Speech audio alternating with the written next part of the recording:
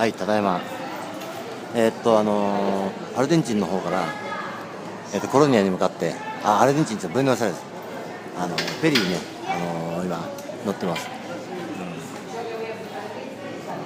こんな感じで結構ね、綺麗だね。これで、高速船じゃないので3時間ぐらい。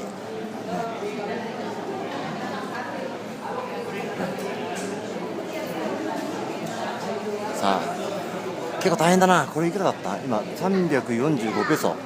まあ6000ぐらいな、日本円で。